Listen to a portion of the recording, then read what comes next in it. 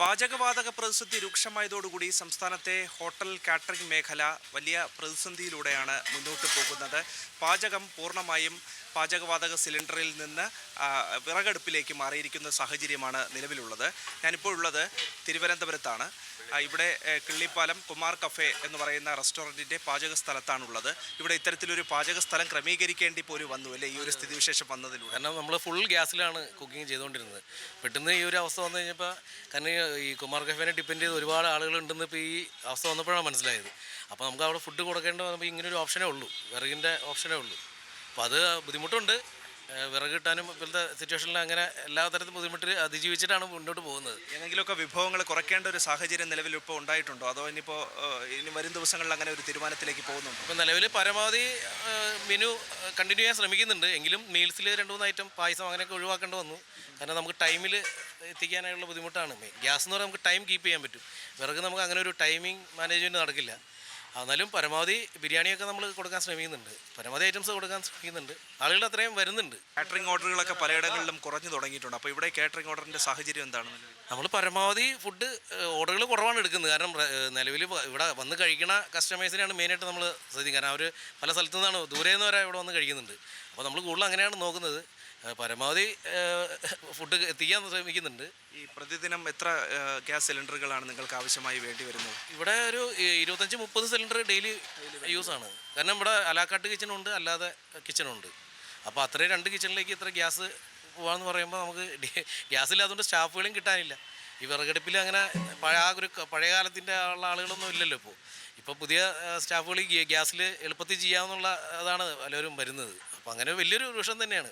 ഇപ്പോൾ യുദ്ധം ഇറാനിലാണ് നടന്നതെങ്കിലും പുകഞ്ഞത് ഇവിടെയാണ് പുകഞ്ഞുകൊണ്ടിരിക്കുന്നത്. അടുക്കളകളിലാണ് കൂടുതൽ യുദ്ധപ്രതിസന്ധി ഉണ്ടായിട്ടുള്ളത്. അതെ അതെ അതെ അതെ. പിന്നെ ഈ ചൂടിൽ നിൽക്കാന്ന് പറഞ്ഞാലും ഇപ്പോൾ പ്രത്യേകിച്ച് ചൂട് സമയമാണ്, ശരിക്കും ബിസിനസ് സമയമാണ്. ഇപ്പോൾ ശരിക്കും ഈ സീസൺ സമയത്താണ് ഇപ്പോൾ ഇങ്ങനൊരു കുരുക്ക് വന്നേക്കുന്നത്.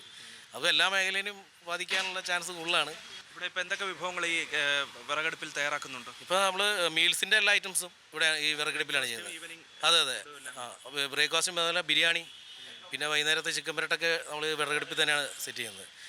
അപ്പോൾ അങ്ങനെ തൊഴിലാളികൾ ജോലി ചെയ്യാനായി ഇല്ല എന്നുള്ളതാണ് അല്ലേ വിറകടുപ്പിൽ ജോലി ചെയ്യുന്ന സമയത്ത്? ആരും നിൽക്കുന്നില്ല. നമ്മളിപ്പോൾ ഉള്ള സ്റ്റാഫുകളെ മാറിയാണ് ഇട്ടുകൊണ്ടിരിക്കുന്നത്. ഇപ്പോൾ ഒരു സ്റ്റാഫ് ചെയ്യുന്നത് 4 പേരെ നിർത്തിയിട്ടാണ്. കാരണം ചൂട് അവർക്ക് സഹിക്കാൻ പറ്റില്ല. അപ്പോൾ മാറി നിർത്തിയിട്ടാണ് നമ്മളിത് കണ്ടിന്യൂ ചെയ്ത് കൊണ്ടുപോകുന്നത്. അപ്പോൾ ഇങ്ങനൊരു സ്ഥലം ഉണ്ടായതുകൊണ്ടാണ് നമുക്ക് സാധിച്ചത്. അവിടെ കിച്ചണിൽ അവിടെ അതിനുള്ള സ്പേസ് ഇല്ല.